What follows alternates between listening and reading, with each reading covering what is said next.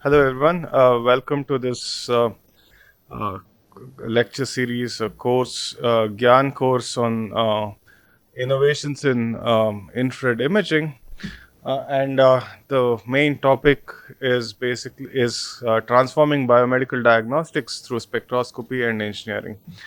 So, welcome, and for those of you here in person and also online. This is the first lecture in the series. So let me just introduce what we are talking about here. What is this lecture series about? Okay, so this lecture series is about medical imaging. So basically, I'll give you a overview of the different ideas underpinning different imaging technologies with a special focus on optical imaging. And most of the course is focused on optical imaging technologies, how they work, how they like what they can give you, what they cannot give you, when will they work, when will they not work, and so, so we'll so I- in the today's lecture I'll give you an overview of all the different imaging methods used in kind of hospitals, or some of the most prominent ones, some of the most well-known, popular ones, which are, if you go to most major hospitals today, which are where you can see what are the methods being used. That's kind of to give you a context of where this kind of field fits in. So I'll tell you about all the other technologies today, and what are the basic ideas, like what are the principle used. That's the starting point for today, and then in the next couple of 2 3 lectures I'll talk about the basics of light propagation, how light kind of travels from place A to B, how it interacts with biological systems, and like what are the different methods, like what technologies have been developed in the past few years, which use light for medical applications, biomedical applications, clinical applications, cell biology, those kind of things. And the later half of this lecture series will be focusing on specific applications. So, what are the practical uses or applications of light in diagnostics? So, I'll give you several different examples of how it's used in the clinic or how it's used in disease diagnosis.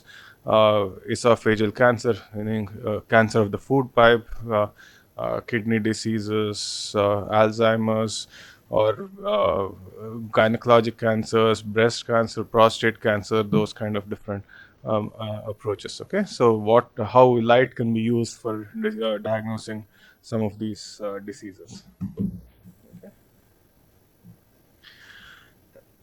And as I mentioned a few minutes ago, please stop me if you have questions. This is intended to be an interactive course, and for those of you online attending this virtually as well. First of all, can you please check? Can you hear me? Are you able to see the slides? I just want to just double check. Everything is okay? Yeah. All right. And if you have questions, please type it in the chat, and somebody here will stop and ask as well. And if you are in person here, you can raise your hand or wave, and kind of I'll stop and we can discuss in more detail. And if you have questions, kind of we can discuss. I don't mind spending 5 minutes on a single slide explaining whatever you need to under, like, so that it's clearer, so that as we go along, if you need to understand something, and I can like, we'll take some breaks where you can stop and kind of ask questions as well. Okay, or you can kind of just take a break, and so that like, I want this to be an interactive course. So let me start with a very important question. Why study this at all? What's the point of doing this? Why are we studying medical imaging technologies? Okay, so now there is, so here is one way to think about it. So this is a chart of the lifespan, expectancy across the world over the past 100 and odd something years, over 115, 13 years or so.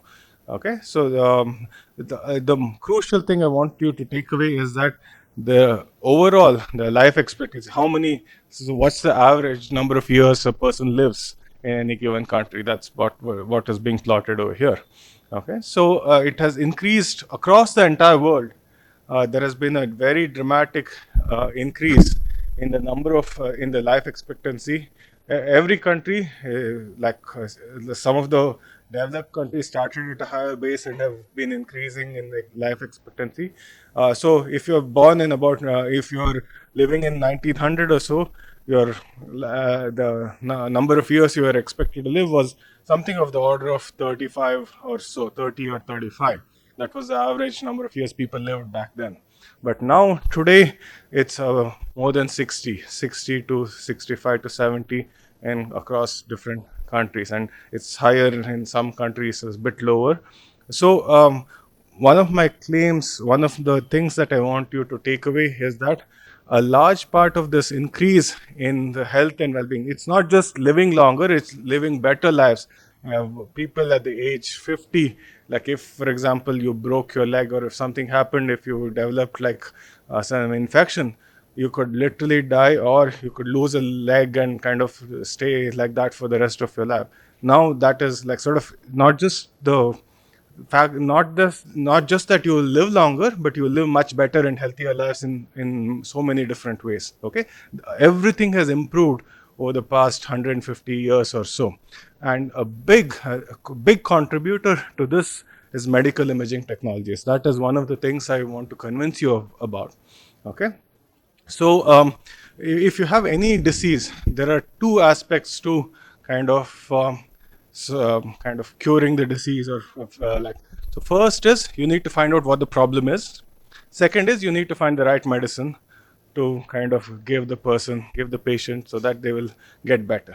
Okay, so the medical imaging is basically helping primarily in the first one. It also helps in the second one to some extent. I'll get to that later in a different lecture. But first thing is, um, medical imaging has been crucial in figuring out what the problem is, so that if you know the what the disease is, then you can kind of address it, solve it, or give the right medicine.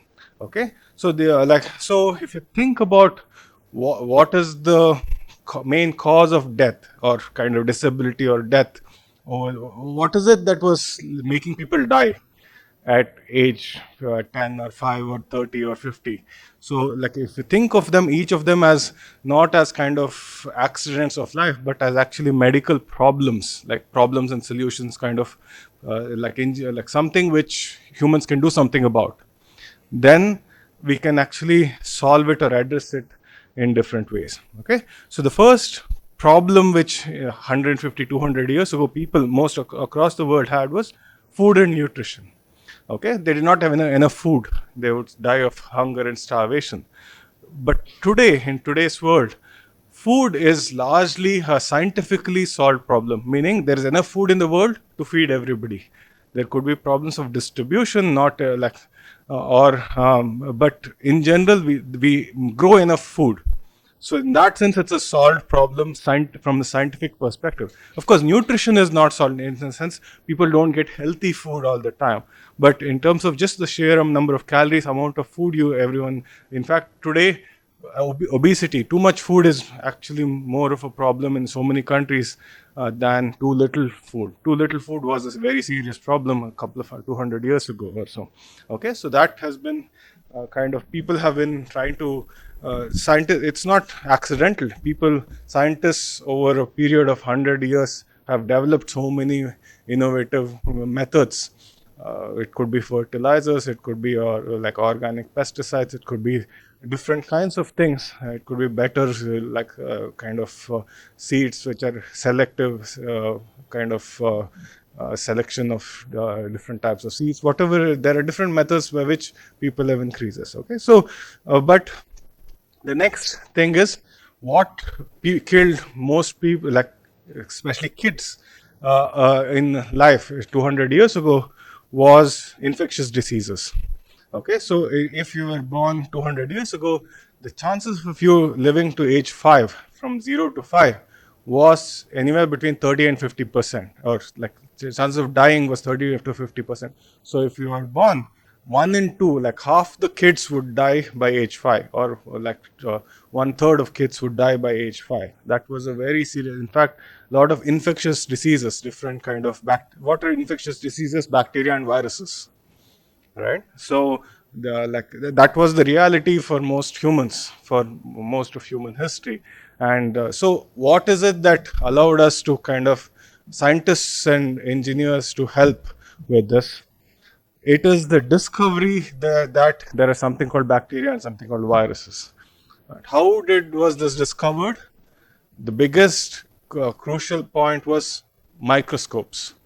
If you use a microscope, you can see very tiny things, and by using that, scientists saw what was going on. There is such a thing as bacteria. There are different types of bacteria. This bacteria causes this disease, and there are these things called antibiotics or different kind of medicines for this particular bacteria. Like, you have to give this particular medicine. For this kind of virus, you have to do this and this and this. So basically, people medical imaging or imaging methods. What is an image? Imaging means seeing something, like getting a picture of something.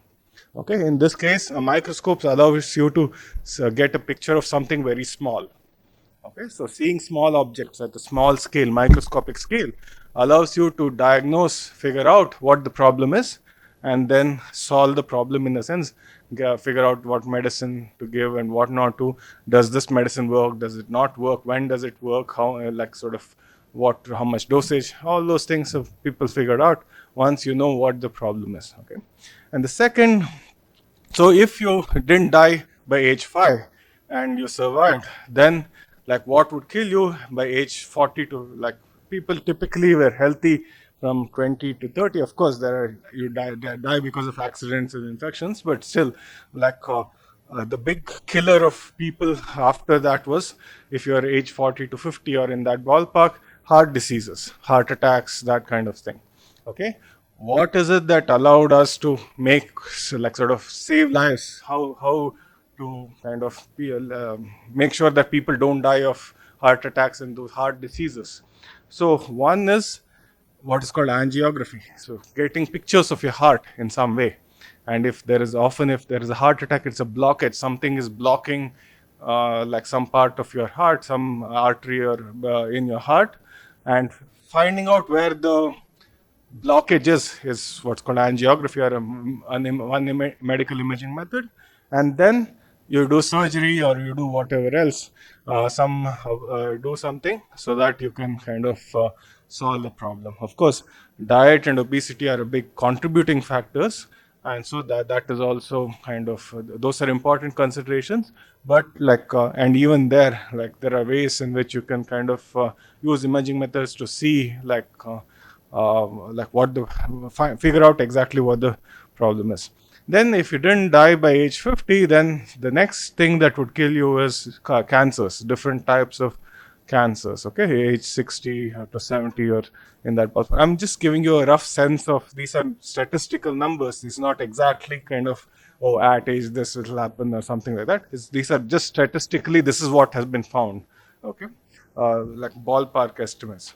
And so cancer, in different types of cancers. Cancer is not one disease; it's a bunch of different organs have different diseases, and kind of, even in there are different types of breast cancer or prostate cancer, or there are subtypes as well. So there are a host of things that happen, and again, there imaging. We will look at some more details about what kind of cancers can be imaged. So you can first, there are so for example, in breast cancer there is something called mammography. So women who are older typically get this done on every few years kind of a thing, at least in the Western world. And if they identify it early enough, then there are medicines or treatments which you can get. And so medical imaging is very important there. Not only that, different kinds of microscopy. In fact, I'll talk about spectroscopic imaging and other kinds of imaging methods which can be used for cancer as well. Okay, and then if you don't die of cancer, then 80s, like as you get older, brain disorders, what do you mean, Alzheimer's, dementia, like you forget the kind of brain diseases are the next thing that would kill you. Okay. And even there, like my lab has some research which we like use imaging to figure out something about, for example, Alzheimer's and stuff. Okay.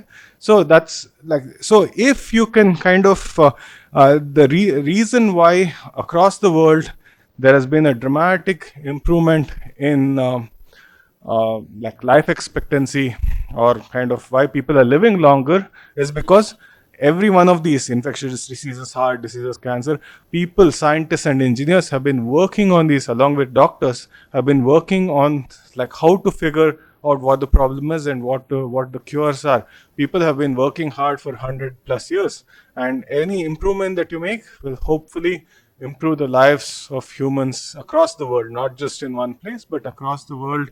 Whatever you figure out will be like, because humans are in general, like there are some specific things to certain groups of people, but by and large, kind of whatever you discover will be applicable to most humans.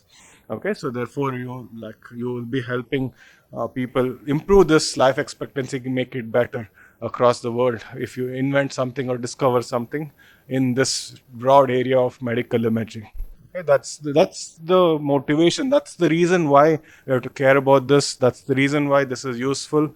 It's useful to society. It's something interesting, and it's something which we as scientists and engineers can contribute to in a good way to the world. Okay, that's basically why the motivation behind this course, and this the motivation behind not just me, but like a large number of people. This is thousands of researchers across the world in different kind of engineers, scientists, doctors across in different places, where they're working together to kind of address a small piece of it. One person will figure out a small part of this, another person will figure out another part, somebody will put that together, and so on. So it's like kind of, it's a collaborative work of thousands of people, and it happens in universities, it happens in industry, it happens in hospitals, it happens in all different places. It's no single place can solve the problem on its own. It has to require a combination of all the people in different places working together, which contribute different pieces, that together will only together can they we all solve the problem. Okay. And yeah, so, what are like, these are some of the broad categories, big picture kind of categories of the different methods which are commonly used. So, for example, like if you want to see, like there are different kind of trade-off. On the with this one axis, you have penetration depth. How deep inside the body can you see? So, since the human body is 3D, you need to and you like diseases, organs are inside the human body. You need to see inside to figure out where the problem is. If you have an imaging method, in other words, you want to get pictures of inside the body, how do you do that? Because it's 3D, you need some methods which will give you 3D information, or information from inside the body. Okay, so in some methods like MRI, magnetic resonance imaging, uh, gives you like, you can see the entire body on a millimeter scale. Okay, so if you're like some imaging methods, you can see the entire body. Some you can see only one organ. Some you can see part of an organ. Some you can see only few cells. Okay, so but on the other hand, if you see the entire body, it's likely that you will see it at a low resolution, meaning you will see like kind of big chunks. You can't see small things, you can only see big things inside. Okay, but on the other hand, if you are very you can see a small area but very high resolution, you'll get very high quality small, you can see small things inside the body. Okay, that's always a trade-off, and this kind of shows you the trade-off. The CT and MRI, I'll talk about this a little later in this course.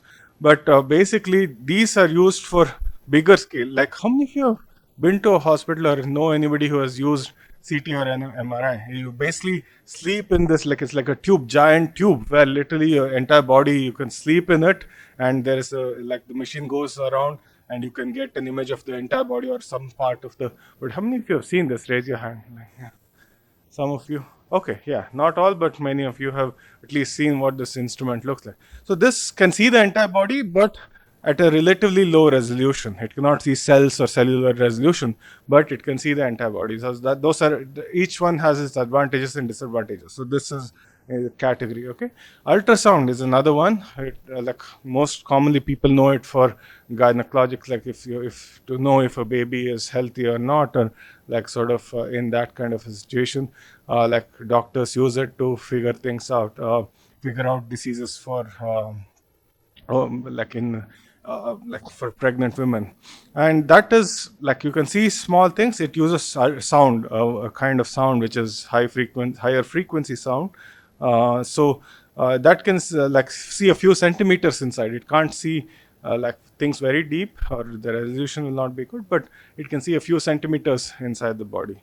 OCT, optical coherence tomography, this is something which we'll talk about in much more detail later on, and confocal microscopy. They can see things at much higher resolution. They can see smaller things, much smaller things inside, but the penalty is that you have to be very close. You can't see the entire human body like at once. You only have to focus on a small region of an organ or an organ, and in that organ, you will get 3D information or some information at different positions at a microscopic scale. So you high resolution, but smaller field of viewers. It's a smaller region of what you can see. Okay, these are the kind of trade-offs we'll like most technologies have to make.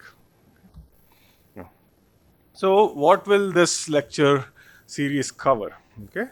So, first, I'll start with an overview of what are the different medical imaging methods like ultrasound, MRI, CT, and so on. And then, in the next few classes, I'll talk about like the foundations, the fundamentals of optics. So, the imaging methods I am focused on for my research and for my work are based on optics and light. Okay.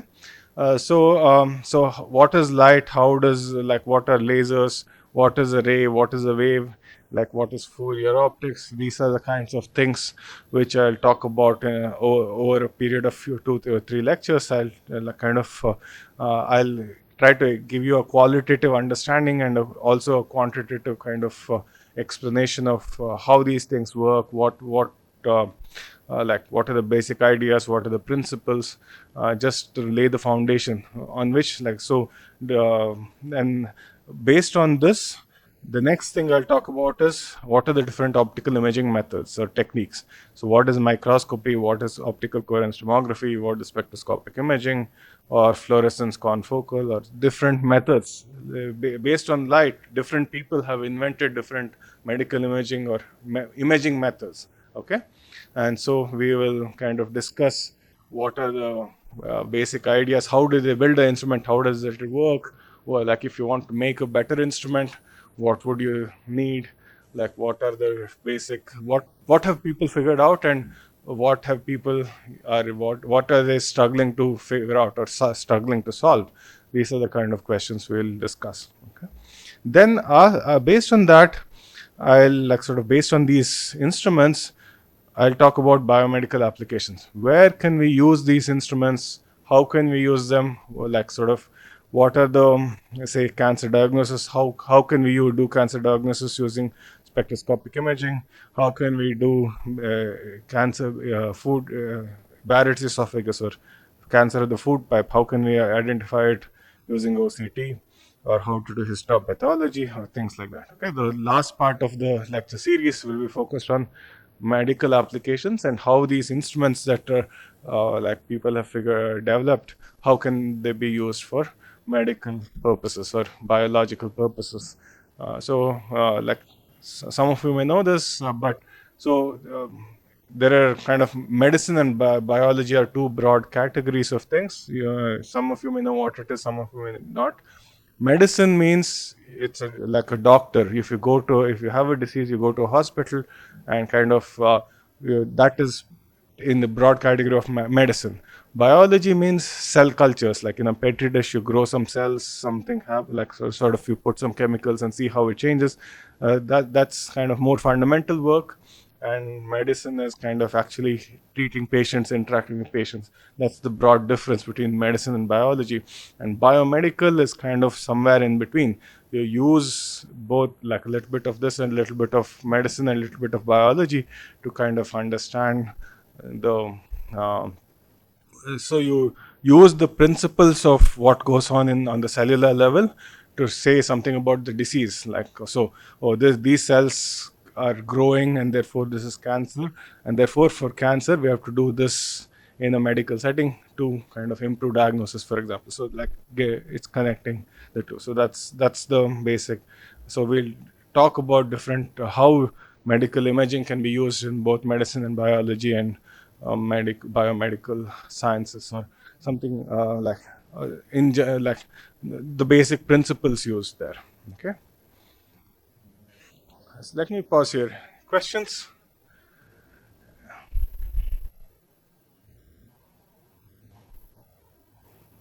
Okay.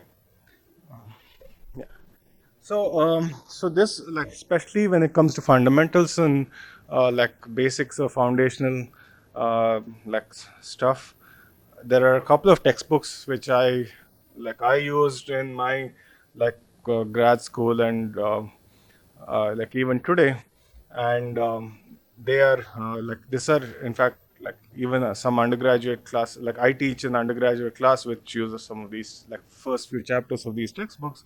So these are fundamentals of photonics and introduction to subsurface imaging. You don't need to have them. I'll draw from them. It's like, these are big textbooks. I'll only take small sections of it and using it for explanations. And like, you will, from the lecture slides, you will be able to kind of get most of it. But in case you want to know more details or something like that, these are the reference books which could be of yeah, like, which could be of interest.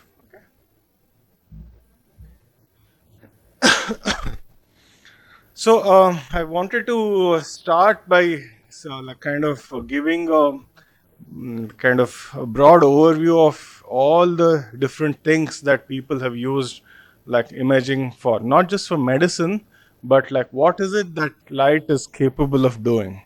Okay, so it turns out that imaging, like, light is one of the most versatile kind of entities that we can study, and it is used for, like, a vast varieties of getting pictures of a vast variety of things. For example, you can get pictures of, on the atomic scale, literally atoms. Like, so this, in fact, this is something which has been done in the past 5 years or so, like, believe it or not, like, so I'll show you in the next slide. You can see atoms, and which was literally not possible 10 years ago. And so, like, using light, it's, in fact, like, there are methods in which you can see on the atomic scale. And then you like, light is used for nanotechnology, say for making semiconductor fabrication, like semiconductor chips uses UV light and different kinds of light. And so for nanofabrication and the molecular scale, so proteins, and looking at protein interactions, DNA, and so on the nanometer scale. Light is the primary way in which you can see things on the nanometer and the molecular scale. In fact, like, what is called single molecule imaging is a very fast growing area of research. In 2014, people, like, three scientists got the Nobel Prize for what's called super resolution imaging, which was basically a way of seeing on the nanometer and the molecular scale. And if you look at the micron scale, so this is a bit bigger. So to give you a sense of order of magnitude, like, in the feel for things, a typical cell in the human body is about 5 microns in size. Okay, 5 microns is like, it's kind of, take a millimeter and divide it into 1,000 pieces. Each piece is a micron, right? So 5 microns is the size of a cell. So of course, there's a big variation. Some can be 1 micron, some can be 30 microns, but the rough size is about, so to give you a sense for what's like, what size and scale you look at. Okay, and then on the bigger scale, like, so the millimeter and centimeter scale, you have organoids, or parts of organs and organs.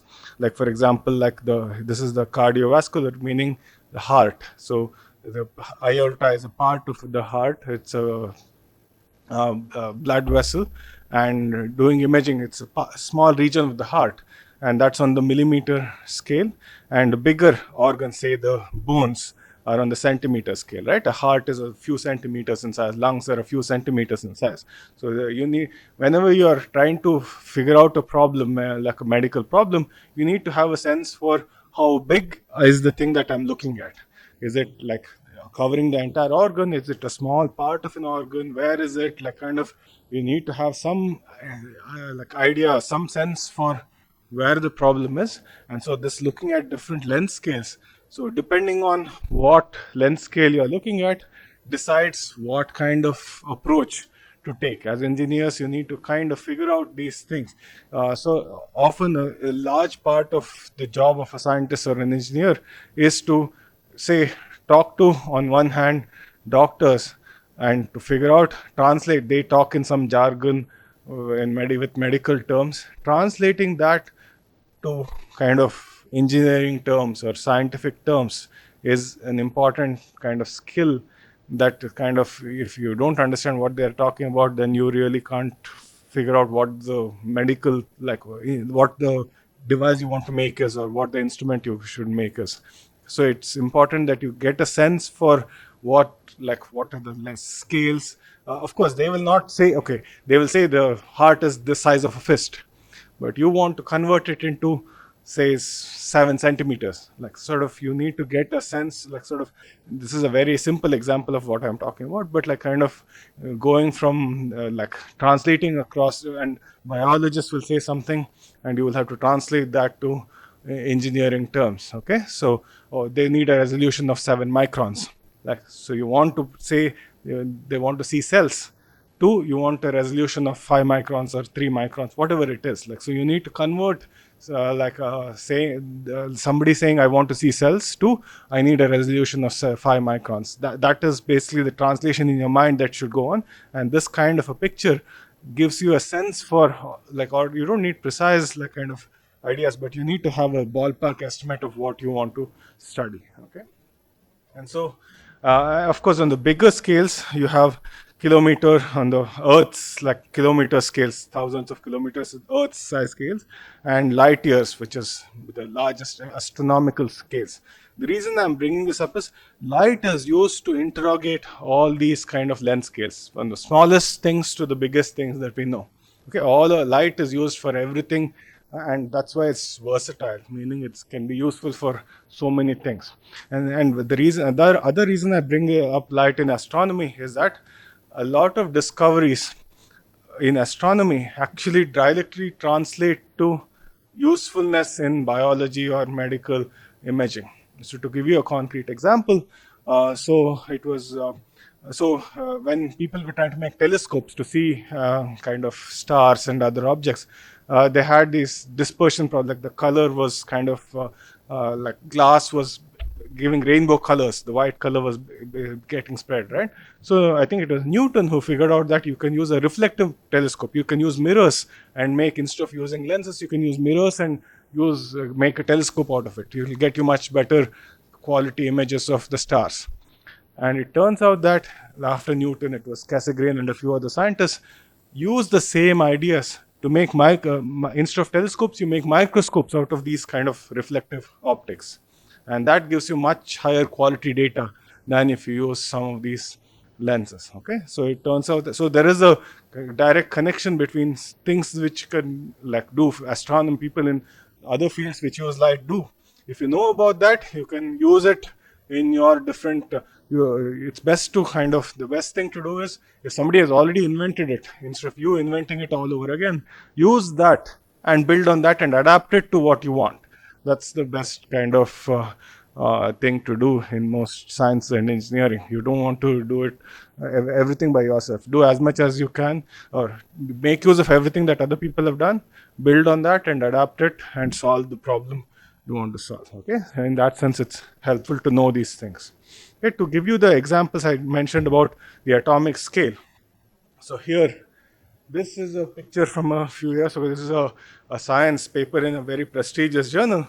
So this is what's called electron microscopy. So these were the pictures of atoms. So there are these. So those of you in chemistry, and in fact even most of you in high school, when you studied for your JE, you might have drawn these kind of benzene rings, different kind of atomic rings, right? So this is on paper you draw some like kind of atoms and molecules and stuff, right? This is what's called AFM, atomic force microscopy. It's a microscopy. It's an imaging method which can literally see at the nanometer angstrom scale. So this is experimental data. So people have taken pictures of atoms and molecules, and you can see that there is such a good connection. There is such a good correspondence between. So 100 years ago, people in their imagination drew some pictures, sketches on a piece of paper, and it turns out that it corresponds very well with reality. So you take a picture of the real world, and it happens to be exactly what people had imagined. Like people had never seen atoms, right? So when you see atoms and molecules for the first time, you figure out that it's actually what the theory predicts. So there's such a good connection between theory and experimental measurements. Okay, so this is kind of, in fact, it's a triumph of science. Like you, like people had something in imagination, they scratched something on pieces of paper, and like after 100 years, somebody figured out how to take pictures of it, and the pictures look exactly like people had imagined in their minds all these years ago. So this is actually kind of the kind of thing. If you know the theory, you can use it to build instruments and see something, and it turns out you see like it would also be interesting if it was turned out to be different, right? Even if it was different, then you improve your theory and make it better. So there is that. So in these examples, this is something which actually theory and experiment matched extremely well. Okay. So to give you a different example, so this is on the centimeter millimeter scale. So this is the esophagus that I talked about. I'll talk about this in much more detail in a different lecture, but I wanted to give you a sense for this. Okay, so here is an example of the food pipe or esophagus, which is the thing that connects your mouth to the stomach. Okay, so this is OCT images, cross-sectional images, meaning you get 3D images of the entire food pipe. So you take a tablet, swallow a tablet, and the tablet does a helical scan, circular scan, which moves. So it becomes a helical scan of the entire food pipe. And as it goes along, it gives you these kind of pictures of the esophagus. You can use these pictures. A trained doctor can look at them and say, okay, this is the cancerous lesion, it's the disease this, so they can find out if it's normal or not normal, abnormal, if it's abnormal, what type of cancer it is, and so on. They can look at these pictures. So this is in a millimeter or micron to millimeter scales. Like these are kind of organs, like esophagus is an organ, for example, or a part of an organ system. Okay, so that's so different length scales. You can do imaging of different types, and that will allow you to kind of you can build devices based on light, which can interrogate, and if we can figure things out from different length scales. So yeah, the let me pause here. Any questions?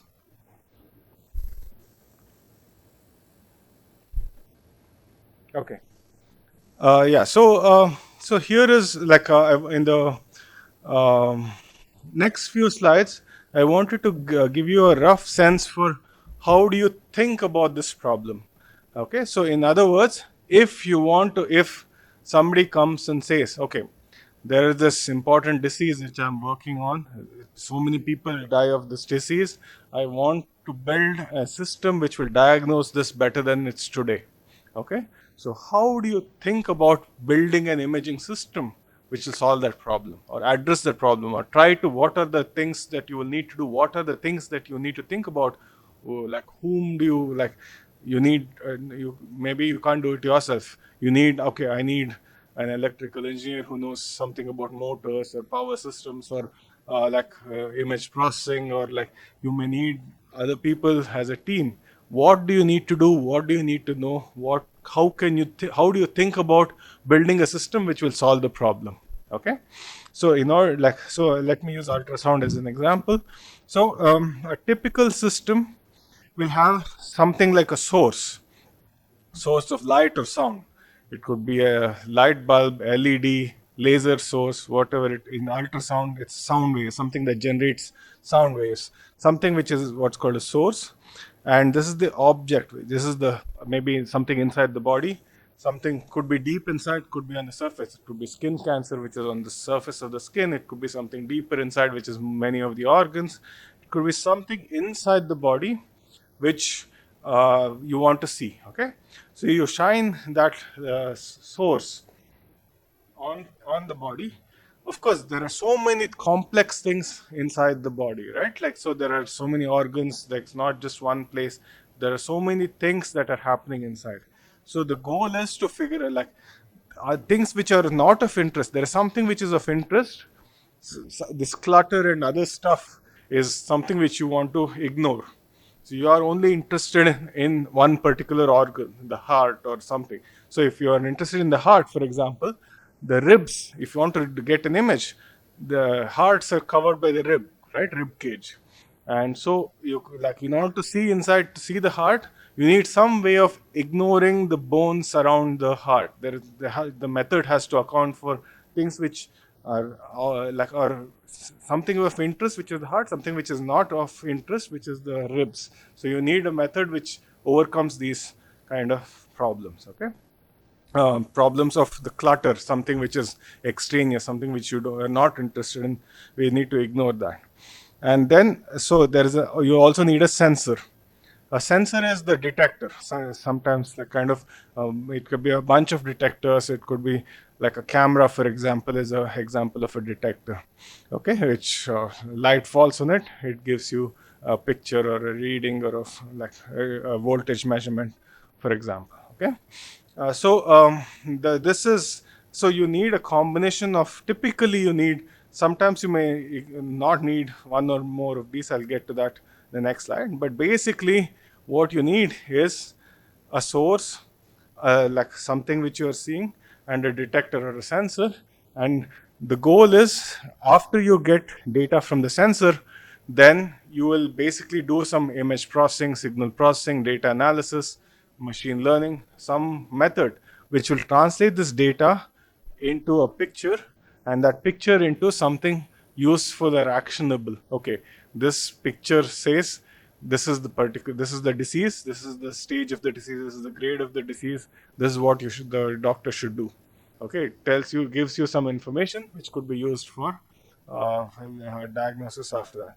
In the case of ultrasound, in this case, the sensor and source are kind of in one kind of in like one place, or like just right next to each other, and you send a sound wave, you get a reflection from the fetus over here, and like after doing some signal processing and image processing, on the screen you display an image, and the doctor or some a gynecologist will look at this kind of an image, figure out if the baby has some disease, if there's abnormality, if there's like kind of what to do about it, those kind of things. So those are the kind of questions the doctor can, like if you can look at the images, and then the doctor can interpret it to figure out what to do. Okay, that's the idea. So based on this general principle, there are different imaging modalities. Okay, so there are different ways in which you can build these instruments. So it depends really on the specific problem and the specific kind of thing you're interested in looking at. So what do I mean by that? In some cases, there is no need for a source itself. The source could be something in the body. To give you a more concrete example, like say thermal imaging, the body is emitting heat all the time, and that some parts of your body are emitting have a different temperature than other parts. So by using a thermal camera, you can get a picture of the heat temperature distribution of different parts of your body, and maybe some of it is related to a specific disease or something of interest. Okay, something is too cold or too hot, some part, some organ, some part is emitting too much heat, whatever it may be. So this is this is a situation where you don't need a laser or any other external source. The source of light is the human body itself. Okay, and then you use a sensor, which is your heat thermal camera, and get a picture, and then you can kind of do some image processing, convert it into a temperature gradient or something like that. Then in the specific organ, okay, this temperature gradient means this is the problem. So you can translate, after doing some image processing and signal processing, you can translate that into something more useful from a medical perspective. Okay, that's one type of imaging system. Another type of imaging system is where there is a source and a sensor on opposite sides. There is like something which you are interested in looking at. Light, for example, you have a source of light, or it goes through the object, and the sensor is on the other side. Okay, so for example, X-ray, right? Like, how many of you know what an X-ray is? How many in a hospital, like, has I think most of you, right? Like, raise your hand if you have seen an X-ray before. Some of you. Okay. So if a bone is broken, if you have gone, like if you have a fracture and they go to a hospital, often the doctor will say, go you get an X-ray of the hand, for example. And if in the X-ray, so basically X-rays are emitted from one source, and your hand is in between, which is the object of interest. And on the other hand, you have a plate of some sort, which is a detector sensor for X-rays. Okay, and you get a picture of the body, and bones are clearly visible in X-rays. And if there is a fracture, you can see some bone being broken. You can, from the image, you can figure out what the problem is. Like, is it just a thin hairline fracture? If it's much more serious, what to do? Like, what are the? So basically, that's an example of this kind of a source detector where they're on the opposite sides. Okay, and to give you a different example, this is what's called electron microscopy. Okay, so if you have very small, you want to see at a very small nanoscale, then you like have like source of electrons on one side. It goes through the object on the other side. You actually have detectors which measure this, and then you do some signal processing to reconstruct the like kind of object and get images of at a very small scale. Okay, so this is the kind of another kind of imaging modality that yes.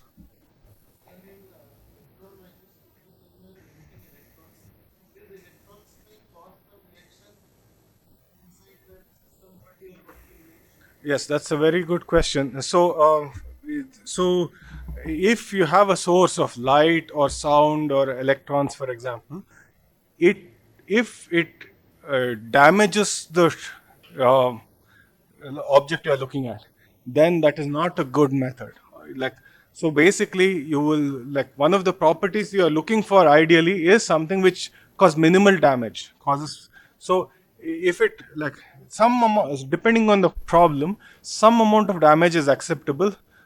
So for example, if you're looking at the skin, you will probably not want to use UV light as a source, because UV can damage the DNA and actually cause more problems. But infrared light may be okay because it does not cause DNA damage.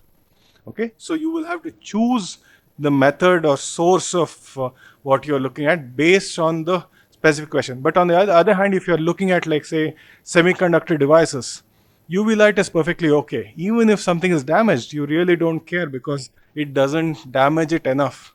So it really depends on the specific object you're looking at. Some things are okay, like if you're looking at a battery, for example, and if you want to see on a very small scale, then causing damage to a battery is okay. But causing damage to some cells or some tissue, that is perhaps not okay.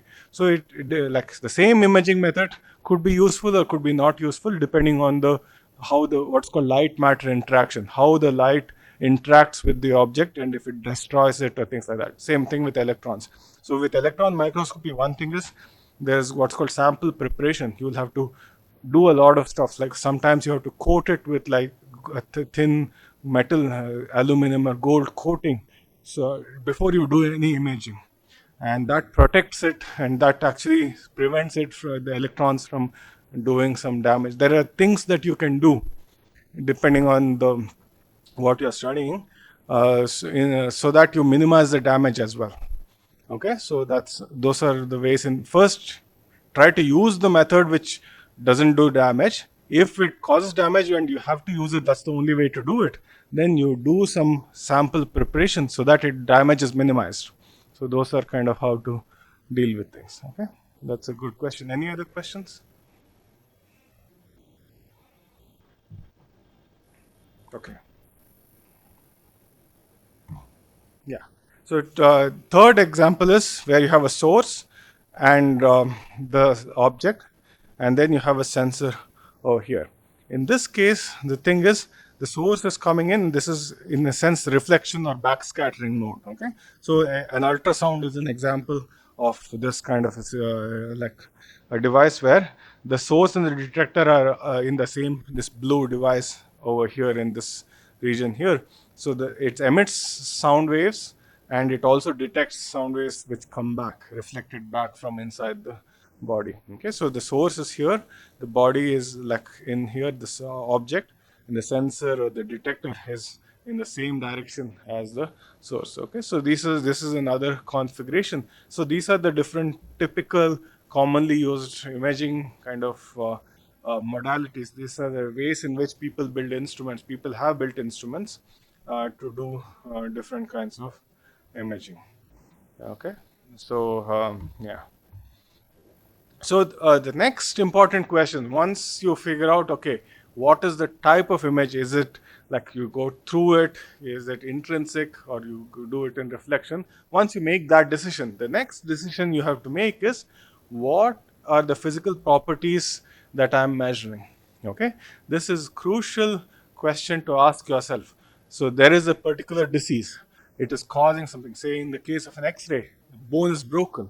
So you want to see something which you use a method which sees bones. Okay, and people like Röntgen and people 100 years ago figured out that your X-rays can give you pictures of the bone. Okay, so X-ray is the right way to do it. Maybe you don't want to use ultrasound to do that. Maybe you want to use like so you there are what how to, you have to choose what method or what like what you're trying to measure based on what the problem is. So for example, you if you can use electromagnetics and then what you measure. So this is again the part of the translating that I'm talking about. The doctor will say this is the problem. You have to in your as a scientist and an engineer, you have to translate that to, oh, that means I'm measuring permittivity or I'm measuring conductivity or I'm measuring like nuclear spin in the case of electromagnetics. Okay, or even in the case of optics, what am I measuring? I'm measuring differences in refractive index, or it could be absorption coefficient, or it could be scattering coefficient, or fluorescence lifetime, something of that sort. So there is something that is going on, that there is a underlying physical property that like that you like need to measure to figure out what the problem is. Okay, you need to identify what that problem is first. So depending on that, like if it's optics, it's often one of these things. It's electromagnetics, it's permittivity and permeability kind of measurements. If it's X-rays, it's absorption coefficient or scattering coefficient. If it's acoustics, it's sound, it's density. Like if some things are very dense or less dense, based on that you can get images based on these. And if it's particles, like it could be scattering cross section or nuclear emission rate and things of that sort. I'll get to like specific examples in a few minutes. Okay, and in this like in these properties you could be measuring, for example, what is the exact. So if it's refractive index, then you could make different kinds of measurements. For example, is it reflection you're measuring? Is it refraction? So you know, if you have a refractive index change, then light could get reflected, it could get refracted. So many things could happen, right? In your particular measurement, are you measuring reflection or refraction, or are you measuring absorption, or are you measuring diffusion or scattering? All this, what exactly, or are you measuring fluorescence? How many of you know what fluorescence is? Yeah, you want to?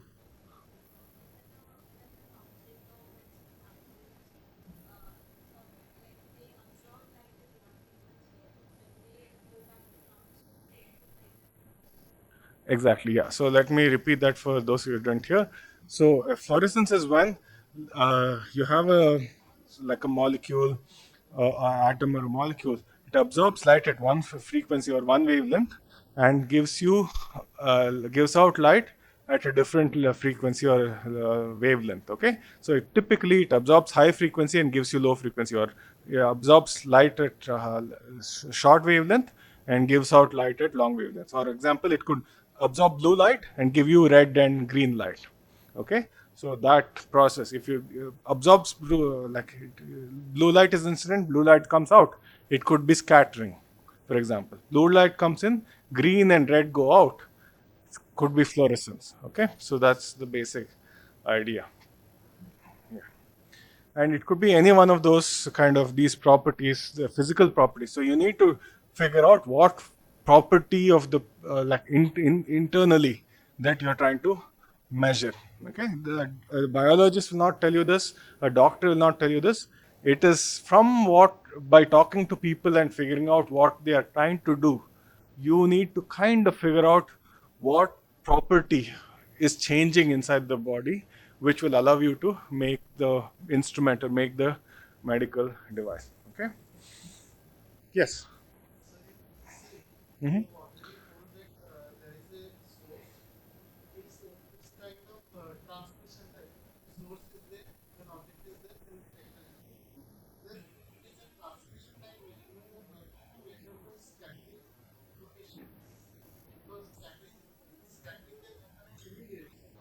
Correct. Yeah. That's a good question. If so, there are different ways of thinking about this. So there is, most of it is transmitted in X-rays. There is a small amount of it which is scattered in all different directions. Okay, so that small amount of scattering could be useful for some kind of imaging. So, let's instead of taking X-ray as for my doctor for medical purposes. So, for example, another use of X-rays is for atomic crystallography. If you want to get pictures of like the structure of molecules, right? There, like basically, it's called Bragg diffraction, X-ray diffraction. So basically, you shine X-rays on a, like some chemical of which you want to know the, say, a protein, where you want to find the protein structure, right? In fact, that's how DNA structure was identified in the 1960s. So basically, X-rays fall, they scatter in all different directions. By making a measurement of the scattered X-rays, you can reconstruct the 3D structure of the protein or molecule. So X-ray. So depending on the length scale, depending on the scale of things you want, so different applications could use different ideas and different methods. Same source, so same detector, but different way of configuring things to see different kinds of things. Okay. Any other question? Okay. So the yeah, once you figure out like what the property is, then you will want to say, okay, this is it a physical, like what physical or biological or chemical function, in meaning what is it that is changing, what chemical change is happening inside the body which you are trying to measure. Okay, and then figure out how to get an image. What is typically an image is the distribution of some chemical inside the body. Okay, so let's say there is a lump inside the body and it could be cancer. Okay, so that lump has some, compared to normal tissue, that has some physical differences. It could be dense or not, depending on the disease. It could have some chemical differences. It could have some kind of chemicals which are more, or it could have biologically, it could have some different kind of something is happening there. Okay, you take that kind of physical or chemical property and then convert it into an imaging system, imaging distribution, meaning where exactly is it located. Get a picture of this density of the chemical in the entire in that organ, and by looking at the density, wherever there is some higher density, maybe that's where the kind of lump is. Okay, so you take that property, what's called a biological function, and convert it into an imaging, like imaged distribution. So that is the basic, and the instrument is basically what takes this thing that you want to measure and gives you an image of that particular entity that you're trying to measure. Okay, and an imaging system, which is the black box, the box over here. It could give you the shape, it could give you the size, it could give you the location of the target, for example, or it could give you the number of these atoms or molecules, or number of these targets, of, or it could give you the average value of, say, the oxygenation or blood oxygenation. It could be some kind of property of that sort. It could even give, like, sometimes you may not get like a precise kind of like precise number. It could be a statistical distribution. It could be like, say, if it's a random process, then it could give you average value, or the mean, or the median, or the mode, or like variance. Those kind of measures of statistical measures could also be useful for the purpose of figuring out what the problem is. Okay, so that's the so this is how you think about.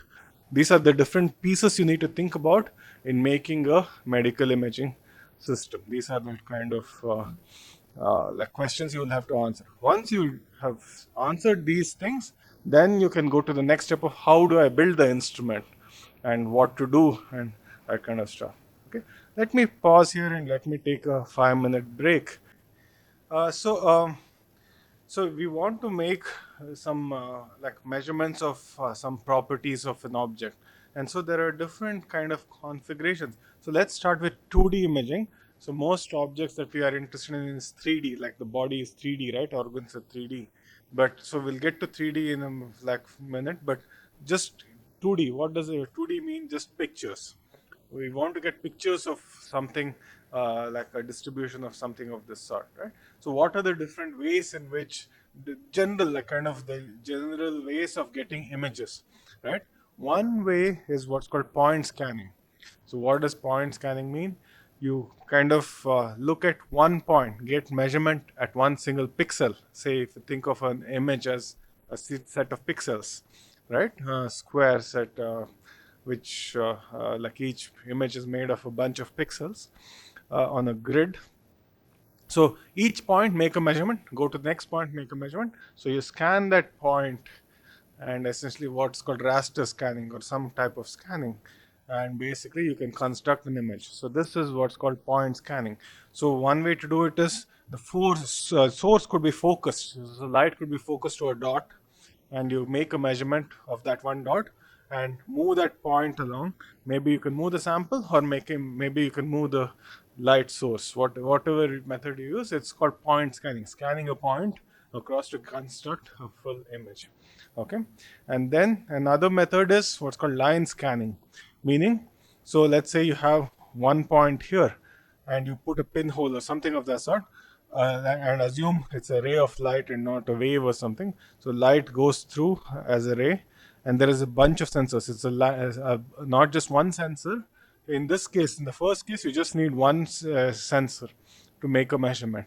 In this case, you have not just one but a line of sensors, like a sensor and next one and next one, arranged in a line, okay, and in a row. So you, each point gives you a makes a measurement, and you get each sensor corresponds to a one point here, and then you move that line in different in the other direction to get what's called a line scan.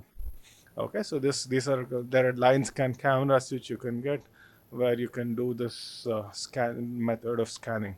The third one is 2D scanning. So this is like a camera. Take a cell phone camera or any type of camera, take a picture, right? So there, in 2 dimensions, one point, typically you need something like a lens in front. So this point is light goes out, like comes from here and is focused to one pixel. So what does the sensor of a camera have? It has a bunch of pixels, and each pixel counts the number of photons incident on it, and then gives you a number based on that. It could be converted to a voltage or a current, and that current or voltage will be a number. When you digitize the number, send it to a computer, and you can construct a image from that. And that's how digital cameras work. So this kind of configuration is, so point scan, line scan, and kind of 2D area scan. Those are the different ways of doing the 2D, different ways in which you can do 2D imaging. And whenever you do this, one of the crucial parameters that you will want to measure and what to know is what's called resolution. So, what does resolution mean? This is an important concept in all of imaging. And resolution means, let's say, the object consists of a bunch of dots, just as a simplistic example. So, what are the, if you have one dot, so what typically most imaging systems, almost all imaging systems, take, if you have a dot, it gives you a blurred dot or a blur on the camera sensor, for example. Okay, so each dot will become a blur, and we'll get to know why that happens. What is the physics behind this? Why not just give you a dot? Why should it become a blur at all?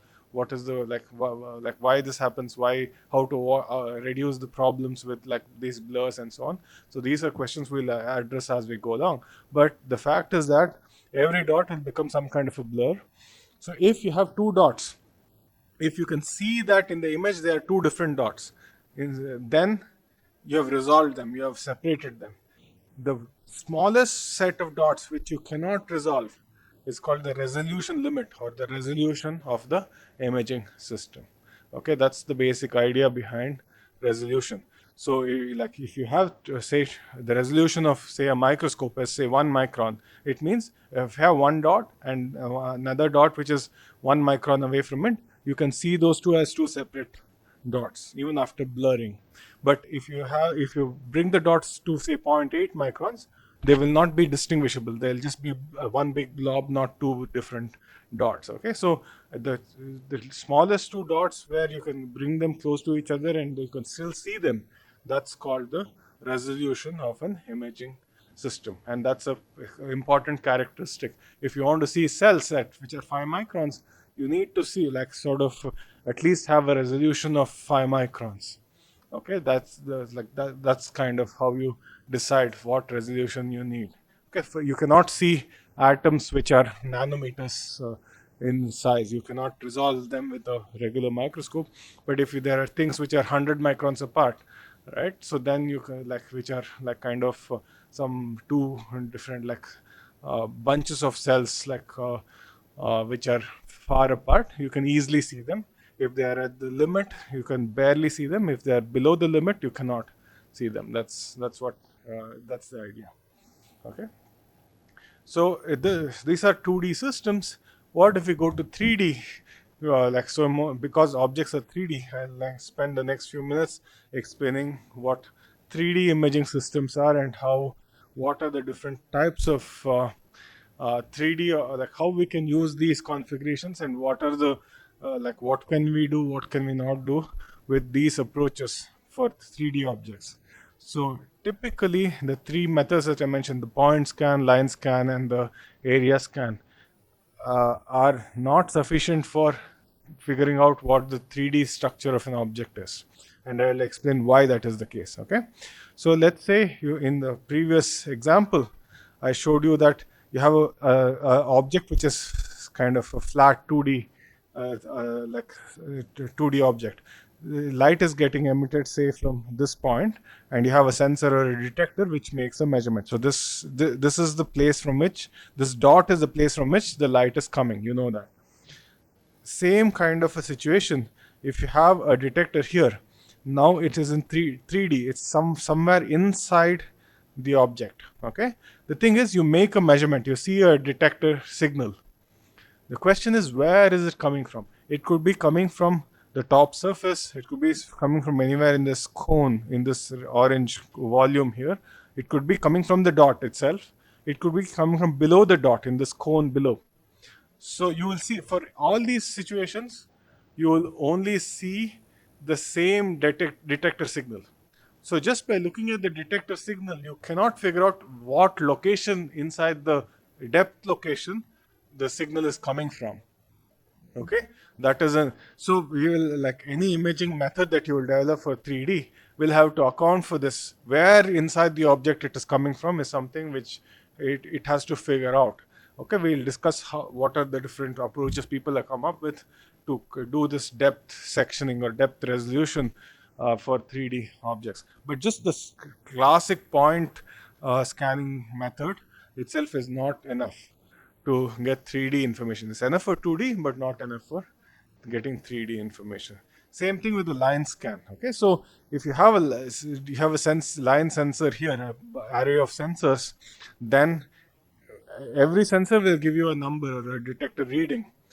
Is it coming from this point or any, like it could be from any of these points along the line. It will give you the same detector measurement.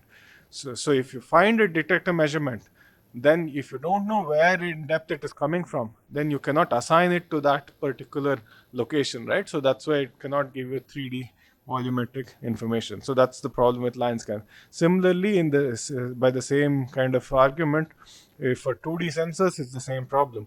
It could come from this entire cone or volume. So if you think of this triangle and rotate it, you get a cone, right?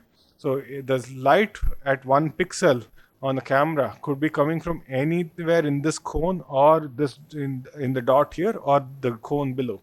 So you will all so the source of the signal could be anywhere here. How to figure out if it's coming from the top of the cone, middle of the cone, at the point, or below? So how do you figure that out is an important question in 3D imaging. Okay, that's one of the key problems you'll have to solve if you want to build a 3D imaging system. Another problem is if you have a source and you have a detector, so light could come in, scatter from this, and you make a measurement at the sensor. Light could come here, there is a second object, it could scatter, and you make a detector measurement, right? So this is one possibility. Light is scattering and you are measuring. That's but there are also so the basic problem is that if you have some light incident, you know what you what light you, how much light you, how many photons you've sent out, you know how many photons you detected, and you know what the directions coming, where it's coming in, you know where the direction, you have a reading of some sort. The question is, from the readings at your detector, from the sensor readings, can you figure out what the 3D structure of the object is, the material property?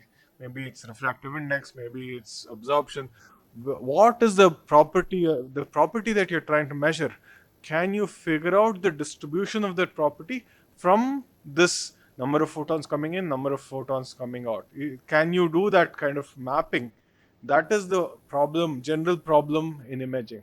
And if you have, say, multiple scattering, meaning it's light scatters once and gets to the detector, light scatters once and gets to the detector. In this case, it turns out that you can actually do the 3D reconstruction. If you have multiple scattering, if it scatters from one, scatters from two, and then goes to the detector, then there is no way for you to just take the detector reading and figure out, did it come from one or did it come from two or combination of one and two. So it's what's called an ill-posed problem. So if there is a unique way in which you could take the data, do some kind of signal processing, you can figure out what the object structure is. That is a well-posed problem. But if you cannot have a unique solution, different configurations can give you the same output. So then it is an ill-posed problem. You cannot uniquely figure out what is going on inside the body or inside the object. Okay, so that is multiple scattering is one of those situations where you will, this causes problems in a signal processing for you to figure out the data what is the, what is the structure of the object inside. Like only one, for there is only one structure you want to figure out. Like you had, like you have a sense source, you have a detector. From the source and the detector, like things that you know, can you figure out the unknown? If you can uniquely figure out the unknown, then you have solved the imaging problem. Okay, and this is the thing that, one of the things that will cause problems in figuring this out. Another thing is, there is often a trade-off between the penetration depth and resolution. So in 3D imaging, so whether it's light or sound, for if it's light of high frequencies, then it will give you a better resolution, meaning you can see smaller objects. But the problem or the challenge is that you cannot go very deep.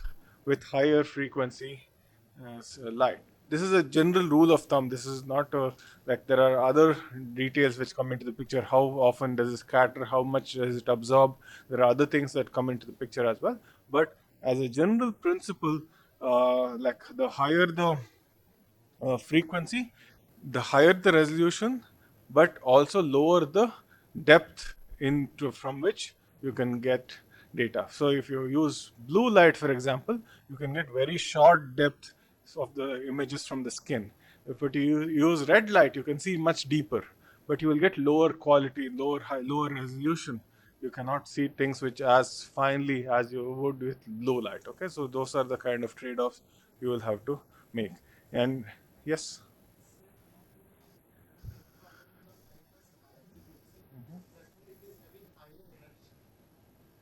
per photon. Yeah. Yeah. That's an interesting question. So there are several different phenomena that happen. So light that you are sending in, it has more energy. So it goes back to the photoelectric effect. The problem with the photoelectric effectors. So to kind of give you a simple explanation, so the there is what's called Rayleigh scattering. Scattering is wavelength dependent, right? Why is the sky blue? You might have read that in a long time ago. The reason why sky is blue is because light scatters, and shorter wavelengths scatter a lot more than longer wavelengths. Okay, so it varies as 1 over lambda to the power 4.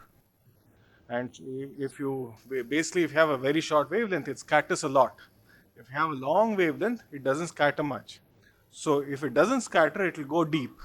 If it scatters a lot, in the very top surface, it will scatter in different directions. And like, yeah. So basically, So the question is, what dominates? Is it scattering that dominates? Is it absorption that dominates? And often in light, especially with visible and near IR light, it's scattering which dominates. And scattering has a dependence on wavelength, and therefore longer wavelength or shorter higher frequencies longer and lower frequencies will scatter less and go deeper, and like shorter wavelengths or higher frequencies will scatter more and will scatter out like at the very top surface, like very quickly. Yeah.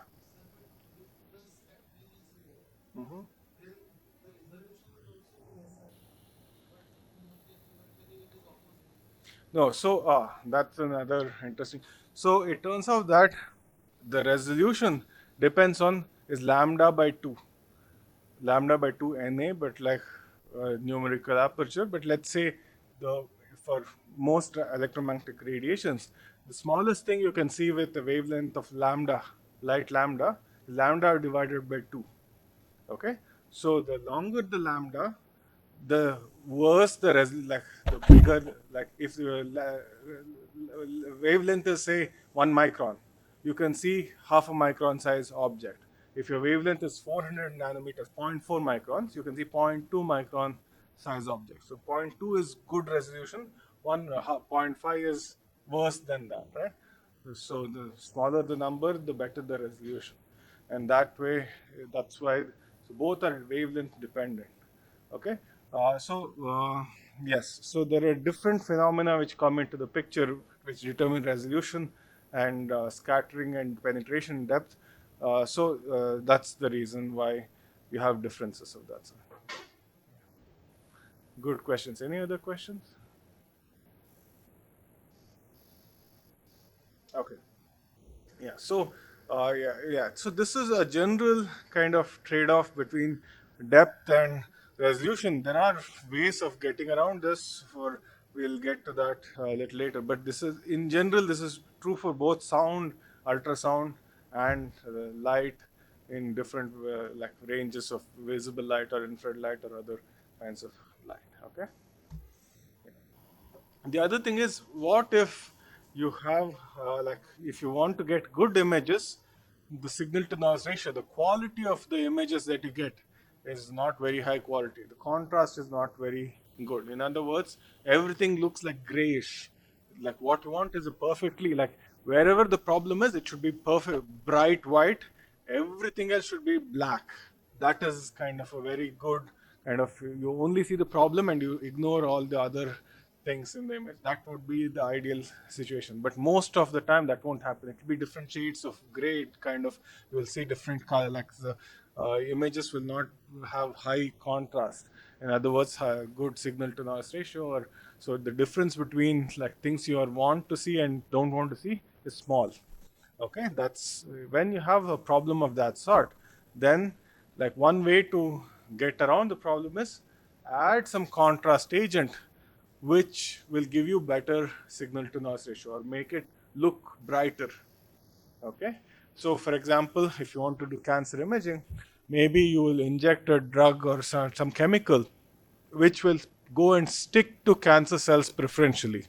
Okay, and then when you get an image, these things which are sticking will give you very good signal, and you can see the part which is cancerous very easily. Okay, so of course, how to make these what kind of chemicals will stick preferentially to cancer, that's a complicated question. People spend a lifetime figuring out these molecules and stuff. But if you can figure out this, what are called contrast agents, which gives you a contrast of what you're interested in, that's one way to kind of make your images look much better. Okay, so that's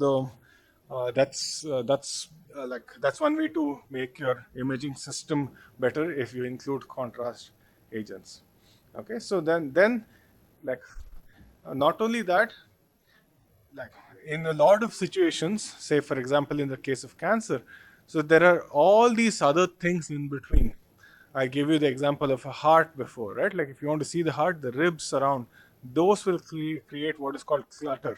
So the object of interest, so for example, in this, say there's a lump on your lungs or something like that. Lungs and heart are close to each other, and the rib cage is surrounding both of them, right? So now the question is, if you're interested in the lump in the lungs, that is the target over here. You have a source of light or something, electromagnetic radiation. You have a detector on the other side. Now you send some light through. There could be things that reflect and refract, or kind of because of rough surface that you could lose some photons. You will lose some light because of that. Then there are objects which are in between. This is like what's called clutter.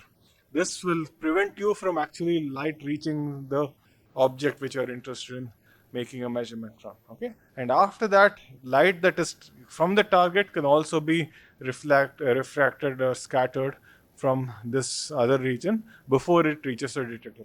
All these kind of in between things, there is something of interest, there is something which the rest of it is something which is not of interest. Okay, so this is called background noise. Okay, there are a lot of different kinds of sources of noise. So in general, noise is something you don't want, and signal is something you want. Okay, so there are different ways of thinking of noise. Sometimes in, say, in rough surfaces, noise is random.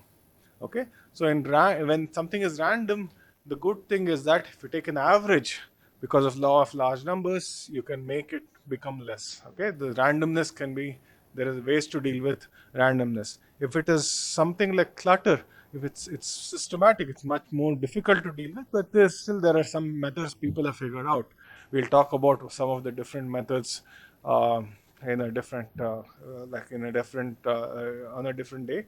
But basically, what you want is an imaging system which gets to the thing of interest, which is called the target, which gives you the signal, and with something, everything else which causes problems in making a measurement will is part of your noise. And you can use signal processing methods to reduce noise, data analysis kind of machine learning methods to reduce noise. There are a bunch of different methods people have come up with which will allow you to do noise reduction. And that's it could be in the hardware. You could make the device so that the noise is lesser. Maybe you can use a detector which is liquid nitrogen cooled, or like something of that sort could reduce noise at the detection in the instrument. You could use signal processing or data analysis methods to reduce noise. There are all the a combination of all these could give you, it could be used to make your system much function much better. Okay, so these are all the problems. and to address the question of how to do 3D localization. Okay, so basically, I told you that like if you have say a point scanning method, then how do you actually get like instead of a 2D surface, so how do you get data from the 3D volume, right? Here is one approach to doing that. Here are a couple of approaches. One is, so think of this like a probe beam as a light source that is getting focused, right? So it's like imagine a circle which is with a cone, and light is focusing onto a dot of the cone. Okay. So previously the problem is the light could be coming from anywhere in the cone. Now, if you have another cone which is a sensor, so your sensor also is taking light from one cone. Where the two cones intersect, if you can make the tip of this cone and the tip of this cone one point, then light is coming, light is getting detected. The intersection of these two cones is where your signal must be coming from, right? So if you can imagine one cone and another cone, if you intersect them in one way, it will be a volume. But if you intersect them just at the dots, the tip of the cones, then that is one dot from which light is incident and light is coming back. So by configuring this system properly, you can get information from just one dot in 3D in XYZ. Okay, so and then you can move that object, take that point, move it in along xy to get your image, then move z and move it again. So what is volume image? It's one image, one depth, next image and at another depth, next image at another depth. So it's a sequence of images at different depths that gives you the 3D volumetric image.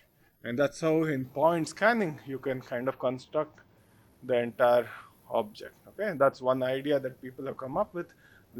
People have built instruments. So, in fact, for example, this is how what's called a confocal microscope works. We'll get to exactly the details of that in a different day. But basically, this is one of the ideas that people have come up with to do volume at 3D imaging with a point scanning approach. Another approach is, so you have like the sensor is the side is the same as before, it's a cone. On the probe side, instead of having a cone, you have a sheet, what's called a light sheet. Okay, so basically it's like the light, instead of it getting focused to a point, you make it like a sheet. Okay, imagine a sheet of like a plane, and you have a cone, and if you the intersection of the plane and the cone is where the signal is coming from, so that will be one dot over here. Okay, so you can kind of so by using different, so this depends on your geometry, this depends on your the configuration of how you want to do the imaging. Okay, so this is what is called light sheet microscopy. This is the technique, this approach of kind of having a sheet of light and then a kind of a 3D cone on the other side is used in some kind of imaging methods. It has some advantages, so you can still get 3D localization, and it can often be faster than sometimes it's faster than the point scanning methods. But of course there it we'll talk about the advantages, disadvantages at a different time. But these are the kind of ideas that people have come up with to do 3D volumetric localization. This is one way to do this. Yet another way of kind of figuring out depth information is what is called time of flight localization. In other words, you send a pulse of light, okay, and it reflects from this surface. You this it happens after some few like microseconds. You get some data. Then something which is at a larger depth will come back a little later. Okay, so this is the principle of ultrasound. Okay, so so basically you send a sound wave, like let's say you clap, and the sound wave travels, hits the wall. This is how bats use ultrasound to do 3D, right? Or radar. People like radar knows how far airplanes are from a particular place, right? They send out a wave, it reflects back, measure the time it takes for the light to go there and come back. And the longer it takes, you know the speed of sound or speed of light, or and therefore you can kind of use the timing measurement to convert it into what's called time of flight to convert it into depth.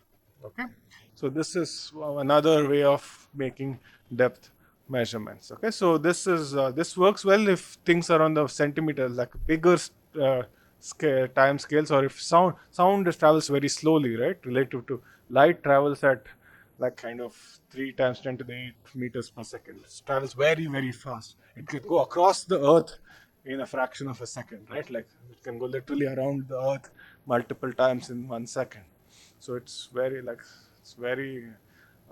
light is too fast. Sound, on the other hand, is relatively slow. So you can go at like so depending on the kind of instrument you want to develop, you could have approaches which will use the time of flight as the measurement approach. Okay, then you have what is called tomographic imaging. Okay, in this approach, what you do is basically it's a bunch of sensors and a bunch of sources where like this is the kind of tube, for example, like in the CT or CT scanning instrument, where like you make the person stand or in fact sleep in this tube, and around that there are sensors and sources and detectors where you send a bunch of electromagnetic waves through, and on the other side you detect, rotate the, often you don't rotate the object, you rotate the source and the detector, make a measurement, rotate, make a measurement, rotate, make a measurement. So basically you can, by looking at different images from different directions, you can put together, use data processing to put together and figure out the 3D structure from inside the object. Okay, that's what's, yeah.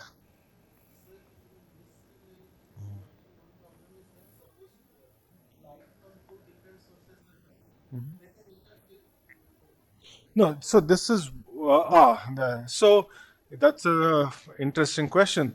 Depends on the type of source and the type of detector you use. So basically, if the source is emitting light, is it directional or not? Yeah. So like, so for example, if it's an X-ray beam of X-ray, it can travel like it's a good model is as a ray of light. Okay, but if it is say infrared light, then it's diverging and spreading.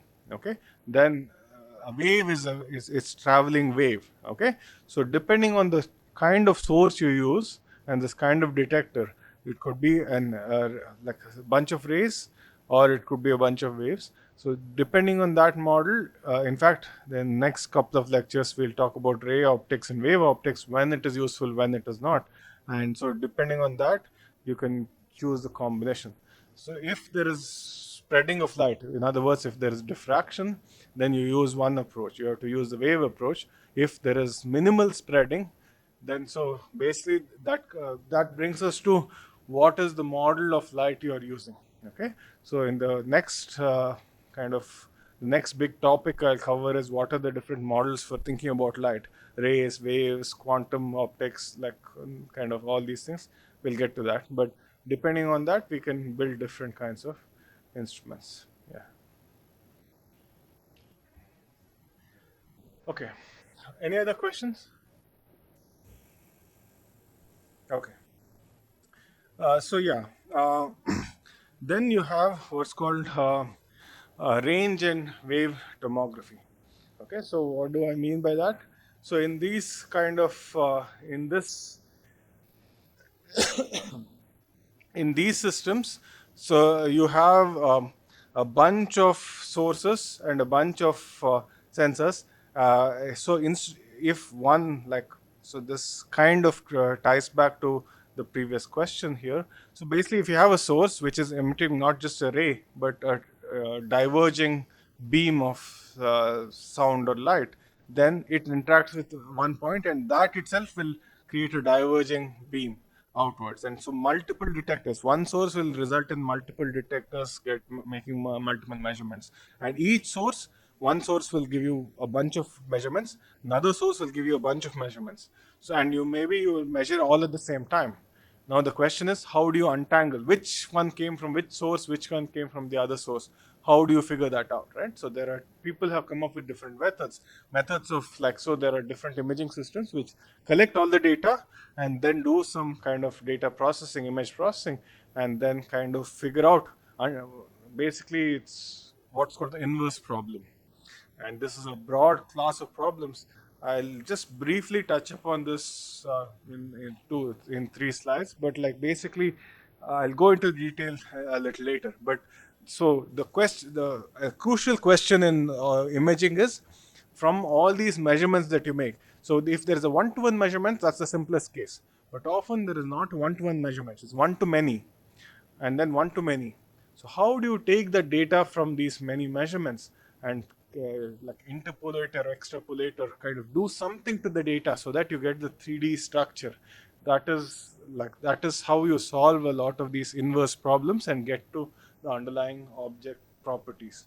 Okay, that's and this is an example of what's called wave tomography, where you use the wave nature of light and do kind of inverse reconstructions to find out the 3D structure of the inside of the objects. Yeah.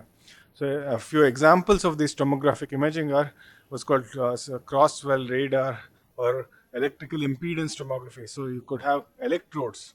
You have a bunch of electrical kind of signals or electrodes on one side, which kind of create a current, and then you have electrodes on the other side, which kind of are the source and the sink, so to speak.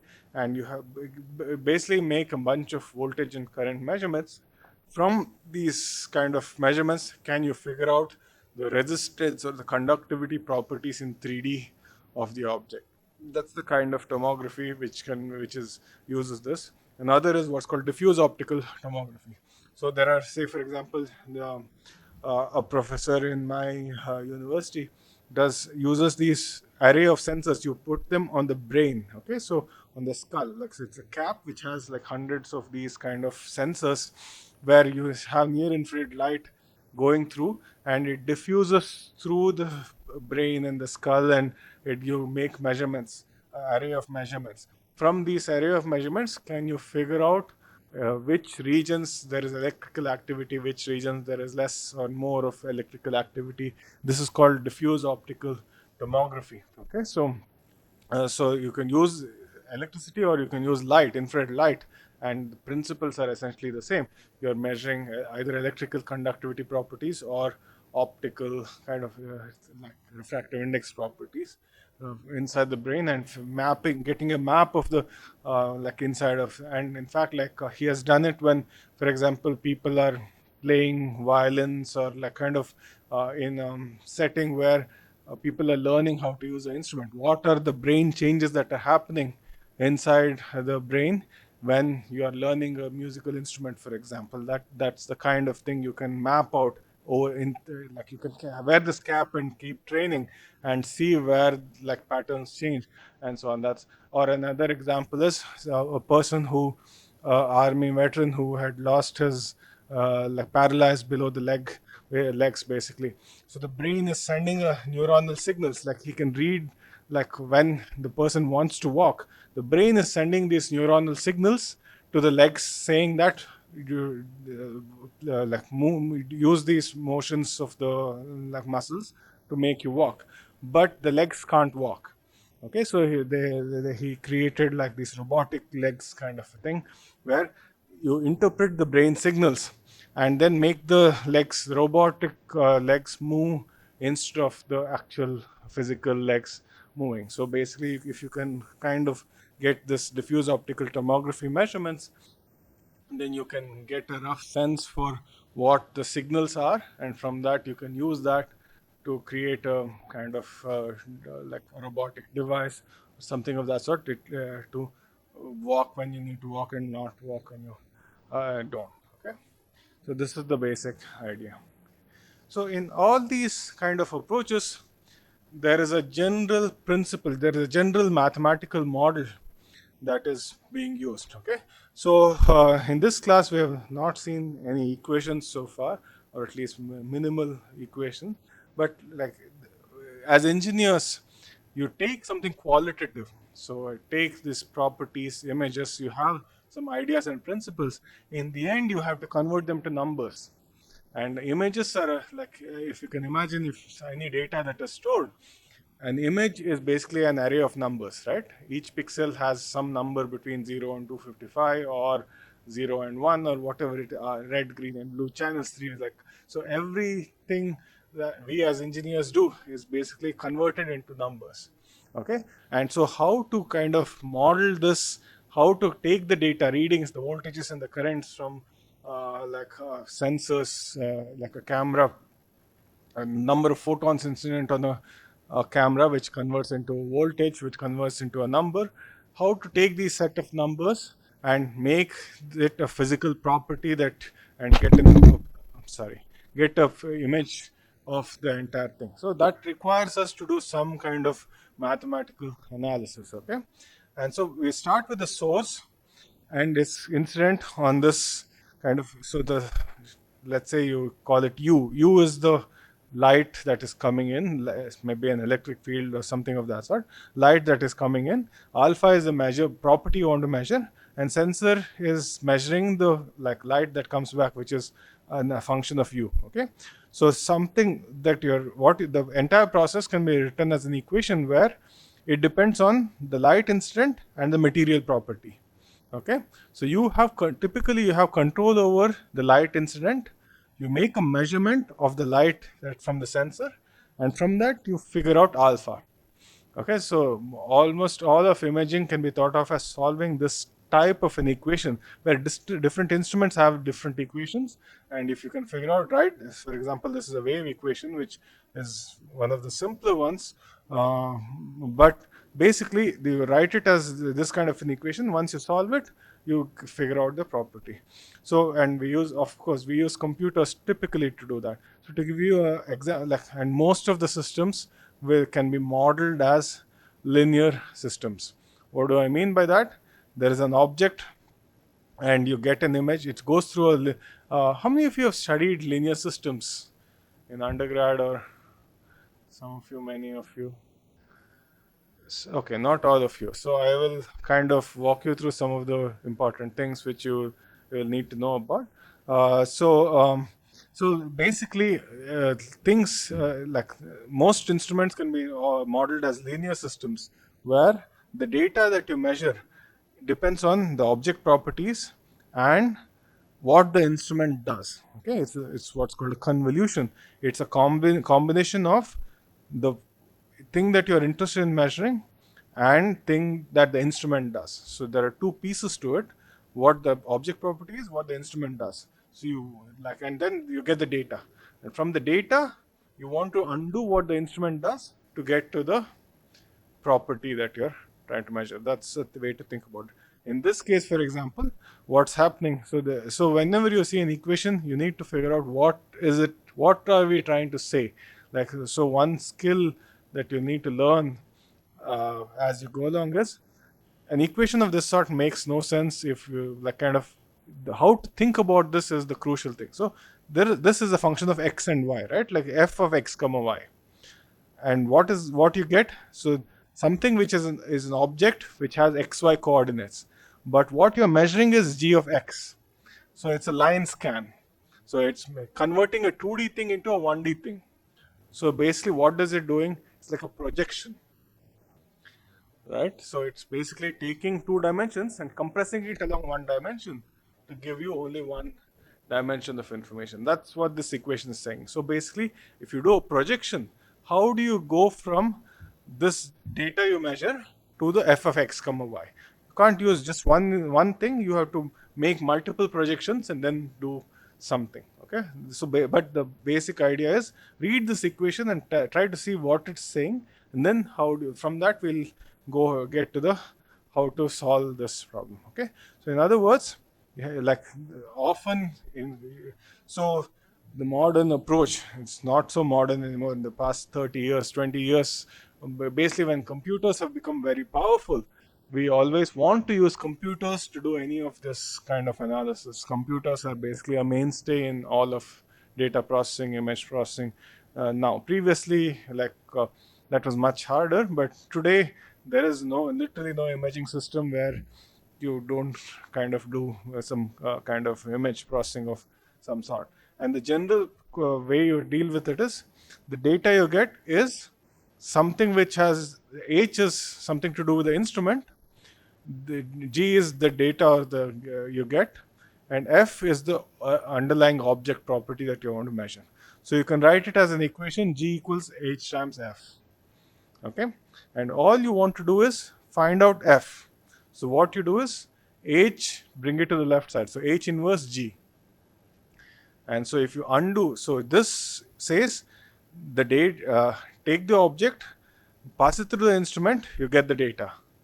And this says take the data, undo everything that the instrument does, you will get the original object. That's how you read these equations. Sometimes the problem is H inverse may not be not exist. In other words, it may be a not a well posed problem. So you may not have, say, you need, say, 100 by 100 matrix.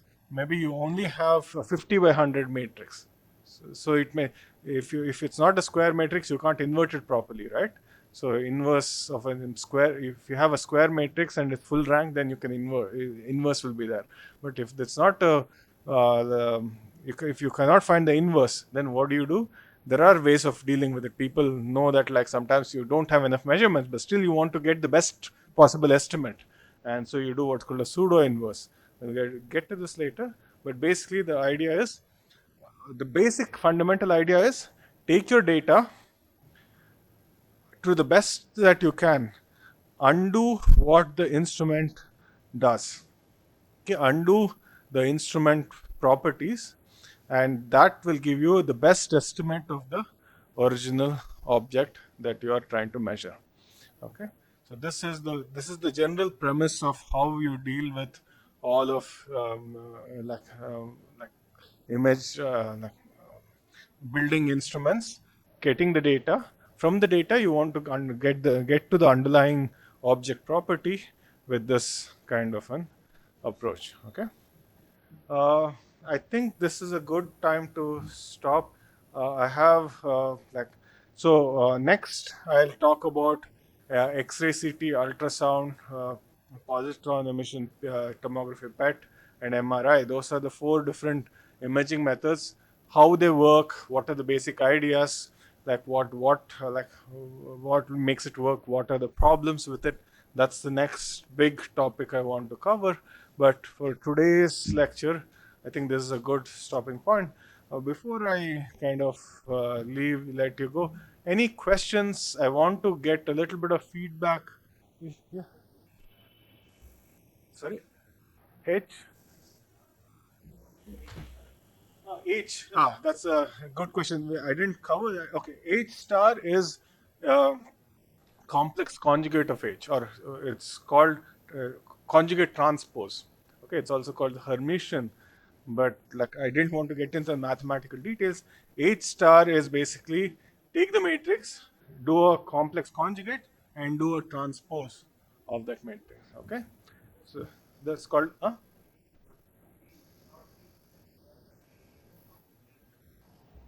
Yeah, so H star H, it will be a square matrix. Even if H is a rectangular matrix, then H star H will be a square matrix. Okay, and then this lambda is is what is called a regularization parameter, and then for this H star H, it's a square matrix. Then you can do an inverse of this, and so if, say, H star H is 0, that's why you add this lambda. So when you take an inverse, so it's like if it's a number, 1 divided by some number, right? So that's the inverse. So if it's not a matrix, it's a simple scalar, a single number, 1 divided by H, right? Like if H is a single number, if H is 0, it's a problem, right? So you add H plus some lambda, which is a small number, right? So that way, if H becomes 0, you will not get 1 divided by 0, you will get 1 divided by lambda. Okay, but if H is large, then one that lambda is doesn't make any difference. 1 divided by H is same as 1 divided by H plus lambda. So when you have small numbers, it will not give you infinity. But if you have like large numbers, so basically this is what's called regularization. Okay, well, these are a bit. This is a bit more detailed for first lecture, but I'll get to the details if you want, as much details as you want later. Okay, there is a kind of one lecture on inverse problems for OCT, where I'll get into some of the details. But for now, this is kind of a good. This is called technically this is called Tikhonov regularization, but you don't need to know what that is or what that means. But this is one way to deal with this problem that you don't have enough data. That's really all I'm saying. Okay. Yeah. Yes. Sure. Sure. Yeah. So there are two textbooks. Let me. So a lot of the introduction that I gave is not like. So for example, oops, sorry, it PowerPoint's shut down. So okay, so in the I'll show it again. But basically, there are two textbook: Fundamentals of Photonics and Introduction to Subsurface Imaging. Those are that's where a lot of the middle part of the talk is there in that like it's not in one place. It's in five different chapters. I've pulled them together. The first part of the talk is something I made from multiple different sources where I don't think it's there in any single place. Okay, but the second part is there in like yeah, and yeah, I like uh, maybe what's the exact question? Is there some? Yes, both of them are like Fundamentals of Photonics is a classic textbook which is used in most classes. That is the more common one you will find in most libraries. The Introduction to Subsurface Imaging is not as widely available, but they both are definitely available. Like I have copies of them, but like sort of Fundamentals of Photonics will likely be there in most libraries because that's the one which is probably easier to find.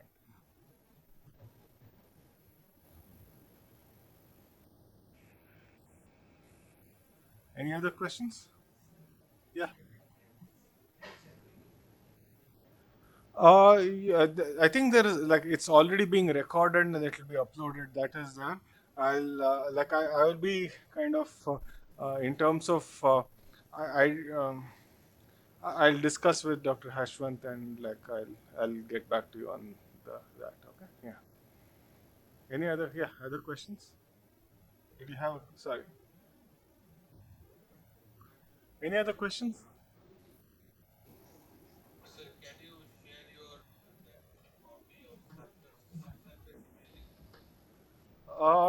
Yeah, mine is a library, like as in physical copy. I'll try to, yeah. I don't have a PDF version of that book, but I have it in physical form.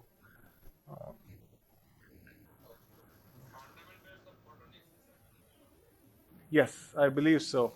It's yeah. Okay. Yeah. So yeah, the reference, some of these slides, the like references where I got this data from is here, and for example, like yeah, in this one, like all of them have kind of at the bottom. It's a bit hard to see for some of you, but like basically the where I've gotten the data presented here is there as footnotes in most of these places. But yeah, it's yeah.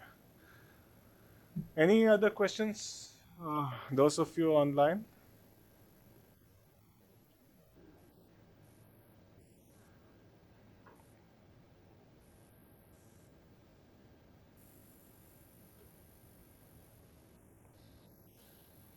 All right, it's 2 o'clock right now, and I think it's a good time to stop. We'll start from where we left off today and continue this tomorrow. Thank you, everyone.